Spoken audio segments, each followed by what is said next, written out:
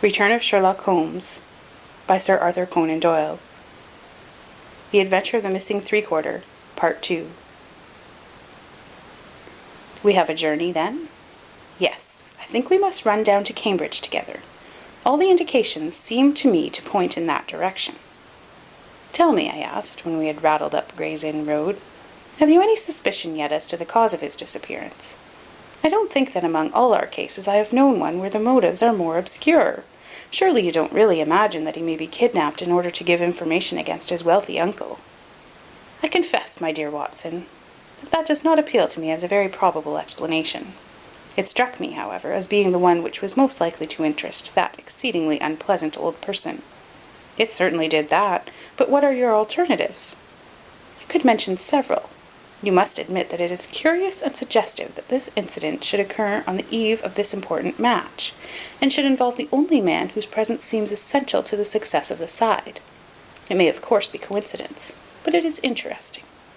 Amateur sport is free from betting, but a good deal of outside betting goes on among the public, and it is possible that it might be worth someone's while to get at a player as the ruffians of the turf get at a horse race. There is one explanation. A second very obvious one is that this young man really is the heir of a great property, however modest his means may at present be, and it is not impossible that a plot to hold him for ransom might be concocted. These theories take no account of the telegram. Quite true, Watson. The telegram still remains the only solid thing with which we have to deal, and we must not permit our attention to wander away from it. It is to gain light upon the purpose of this telegram that we are now upon our way to Cambridge. The path of our investigation is at present obscure, but I shall be very much surprised if before evening we have not cleared it up, or made a considerable advance along it. It was already dark when we reached the old university city. Holmes took a cab at the station and ordered the man to drive to the house of Dr. Leslie Armstrong. A few minutes later we had stopped at a large mansion in the busiest thoroughfare. We were shown in, and after a long wait we were at last admitted to the consulting room, where we found the doctor seated behind his table. It argues the degree in which I had lost touch with my profession that the name of Leslie Armstrong was unknown to me. Now I am aware that he is not only one of the heads of the medical schools of the university, but a thinker of European reputation in more than one branch of science.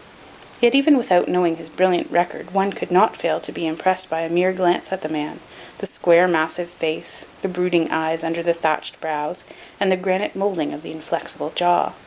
A man of deep character, a man with an alert mind, grim, ascetic, self-contained, formidable. So I read Dr. Leslie Armstrong. He held my friend's card in his hand, and he looked up with no very pleased expression upon his dour features.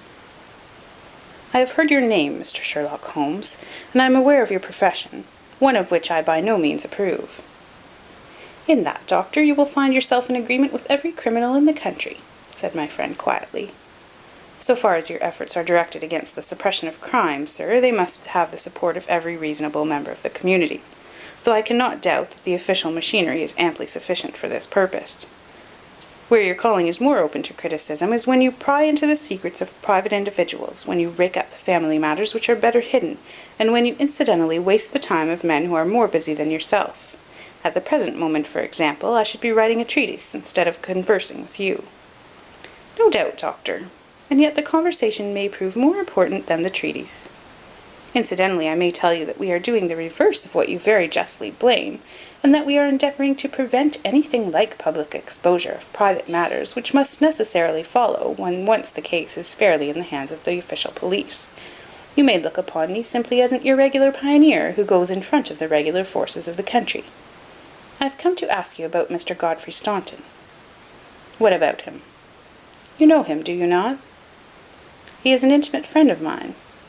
You are aware that he has disappeared? Ah, indeed. There was no change of expression in the rugged features of the doctor. He left his hotel last night. He has not been heard of. No doubt he will return. Tomorrow is the varsity football match. I have no sympathy with these childish games. The young man's fate interests me deeply, since I know him and like him. The football match does not come within my horizon at all. I claim your sympathy, then, in my investigation of Mr. Staunton's fate. Do you know where he is? Certainly not. You have not seen him since yesterday? No, I have not. Was Mr. Staunton a healthy man? Absolutely. Did you ever know him ill? Never. Holmes popped a sheet of paper before the doctor's eyes. Then perhaps you will explain this receipted bill for 13 guineas paid by Mr. Godfrey Staunton last month to Dr. Leslie Armstrong of Cambridge.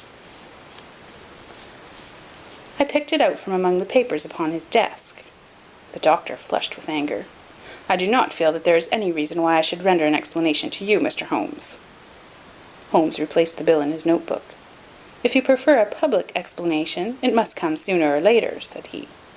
I have already told you that I can hush up that which others will be bound to publish, and you would really be wiser to take me into your complete confidence. I know nothing about it. Did you hear from Mr. Staunton in London? Certainly not. Dear me, the post office again. Holmes sighed wearily. A most urgent telegram was dispatched to you from London by Godfrey Staunton at 6:15 yesterday evening, a telegram which is undoubtedly associated with his disappearance, and yet you have not had it. It is most culpable. I shall certainly go down to the office here and register a complaint. Dr. Leslie Armstrong sprang up from behind his desk, and his dark face was crimson with fury. I'll trouble you to walk out of my house, sir, said he. You can tell your employer, Lord Mount James, that I do not wish to have anything to do with either him or his agents. No, sir, not another word. He rang the bell furiously. John, show these gentlemen out. A pompous butler ushered us severely to the door, and we found ourselves in the street. Holmes burst out laughing. Dr. Leslie Armstrong is certainly a man of energy and character, said he. I have not seen a man who, if he turned his talents that way, was more calculated to fill the gap left by the illustrious Moriarty. And now, my poor Watson, here we are, stranded and friendless in this inhospitable town, which we cannot leave without abandoning our case. This little inn just opposite Armstrong's house is singularly adapted to our needs. If you would engage a front room and purchase the necessaries for the night, I may have time to make a few inquiries. These few inquiries proved, however, to be a more lengthy proceeding than Holmes had imagined, for he did not return to the inn until nearly 9 o'clock. He was pale and dejected, stained with dust, and exhausted with hunger and fatigue. A cold supper was ready upon the table, and when his needs were satisfied and his pipe alight, he was ready to take that half-comic and wholly philosophic view which was natural to him when his affairs were going awry. The sound of carriage wheels caused him to rise and glance out of the window. A brougham and pair of greys under the glare of a gas lamp stood before the doctor's door. "It's been out 3 hours," said Holmes. "Started at 6:30, and here it is back again.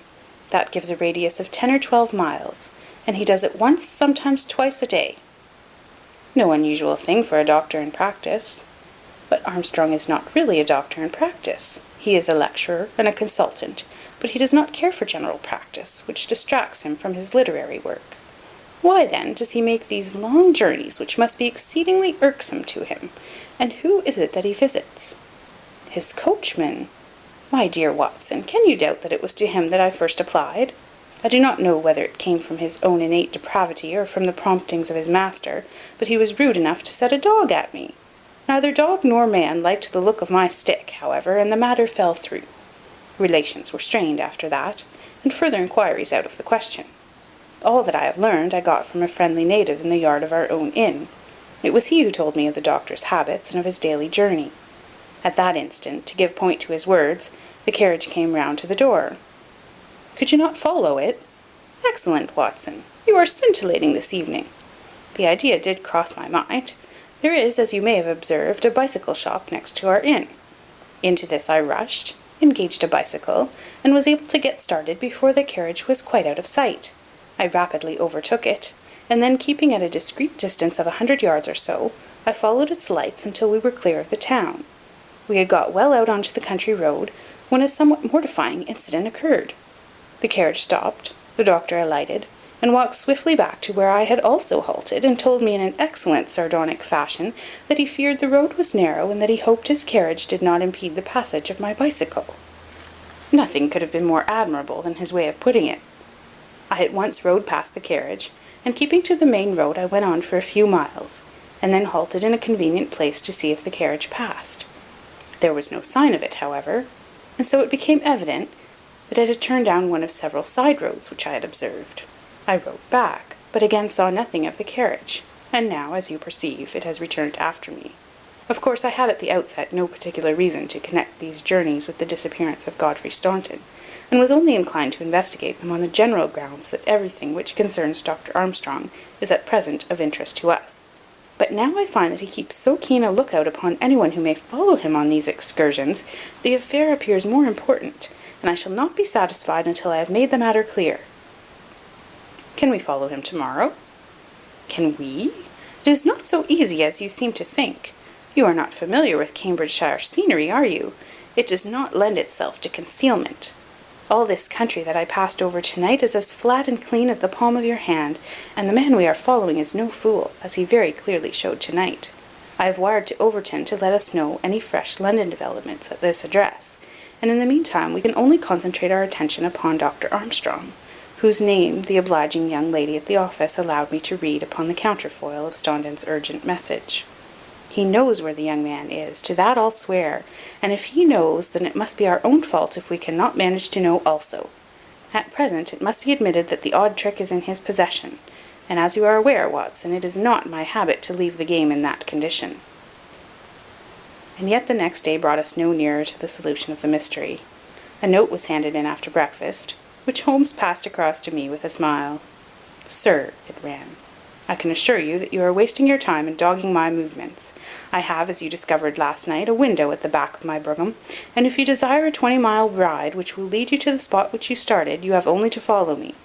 Meanwhile, I can inform you that no spying upon me can in any way help Mr. Godfrey Staunton, and I am convinced that the best service you can do to that gentleman is to return at once to London, and to report to your employer that you are unable to trace him.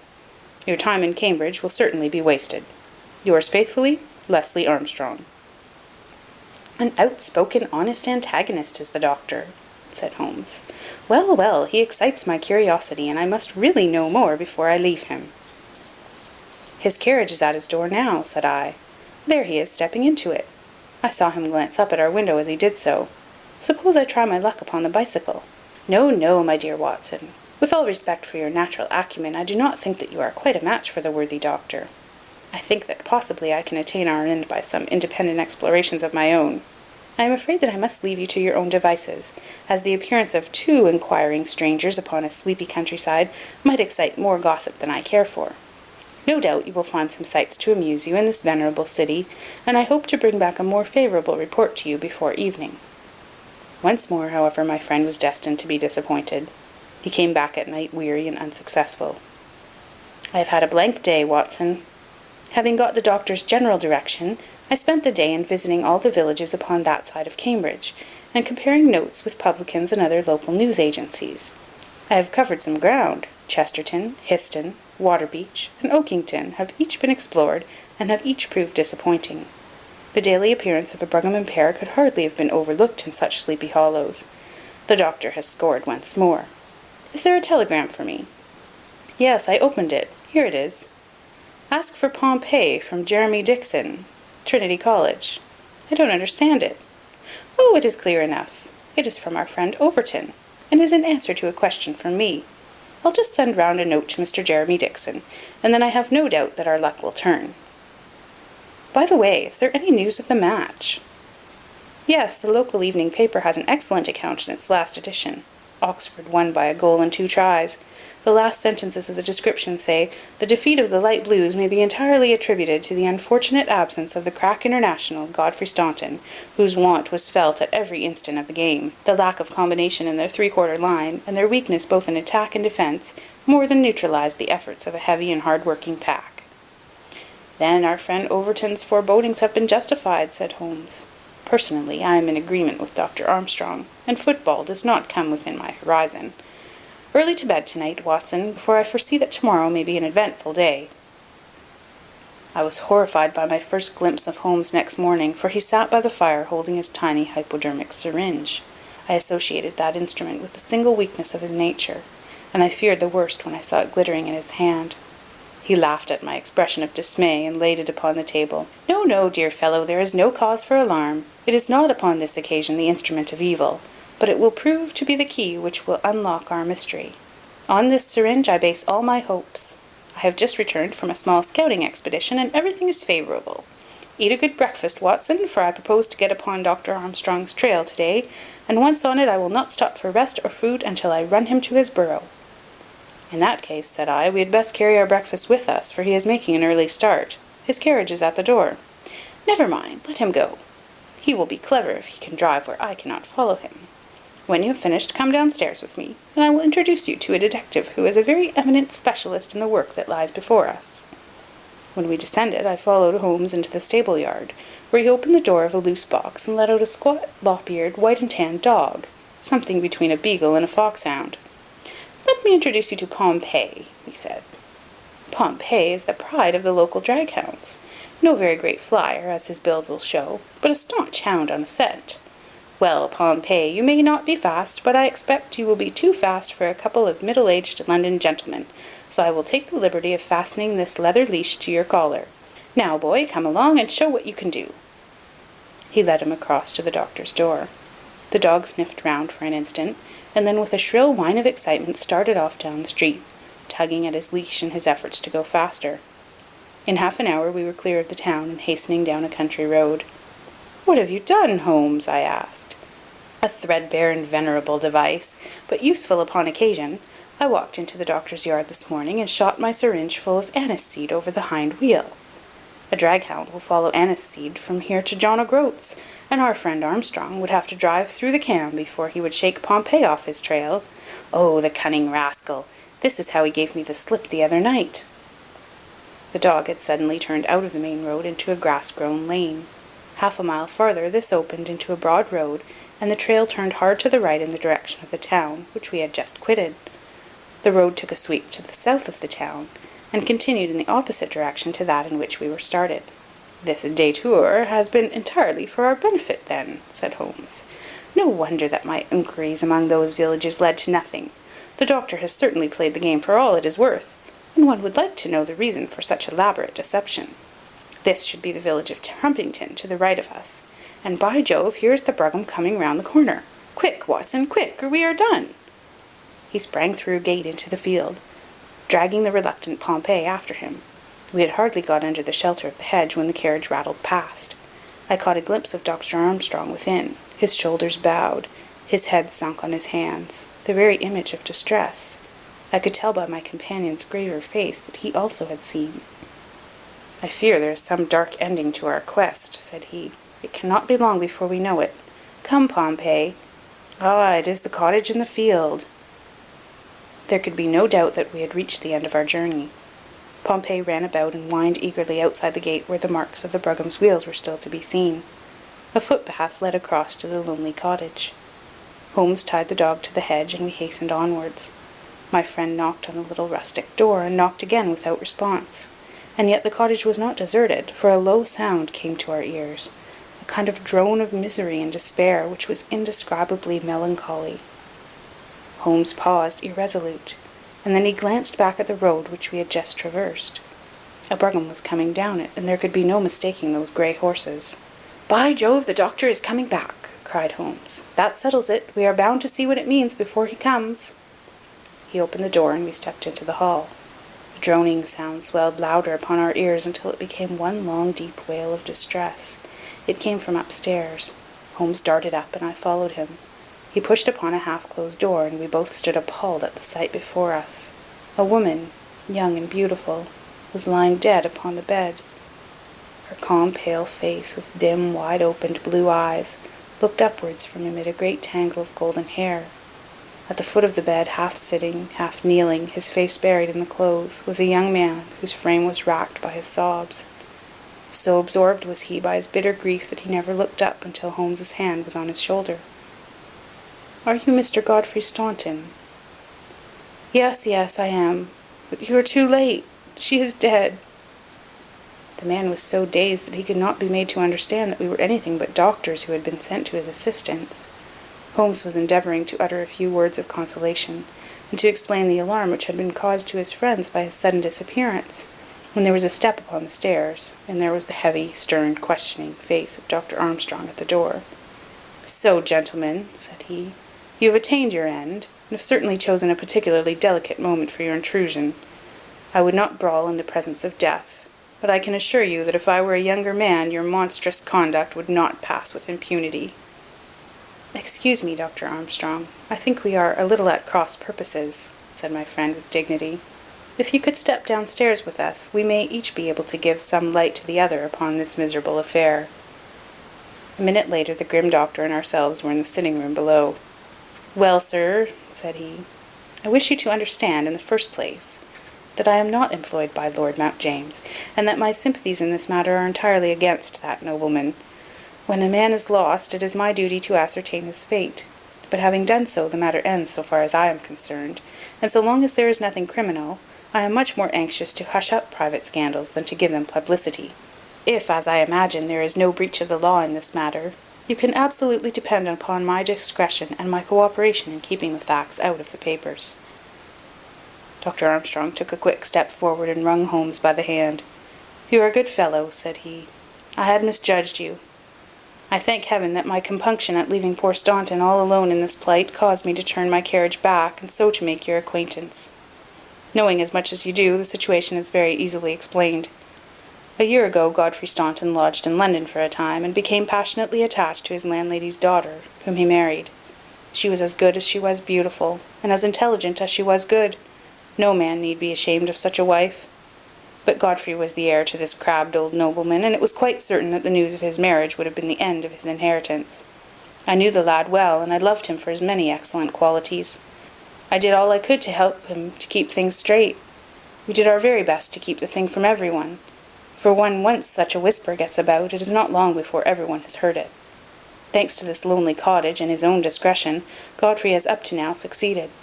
Their secret was known to no one save to me, and to one excellent servant, who has at present gone for assistance to Trumpington. But at last there came a terrible blow in the shape of dangerous illness to his wife. It was consumption of the most virulent kind.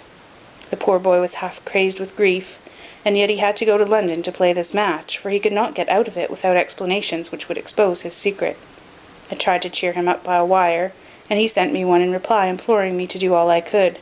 This was the telegram which you appear in some inexplicable way to have seen.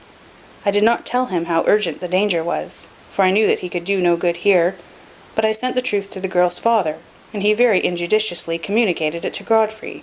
The result was that he came straightway in a state bordering on frenzy, and has remained in the same state, kneeling at the end of her bed, until this morning death put an end to her sufferings. That is all, Mr. Holmes, and I am sure that I can rely upon your discretion and that of your friend." Holmes grasped the doctor's hand.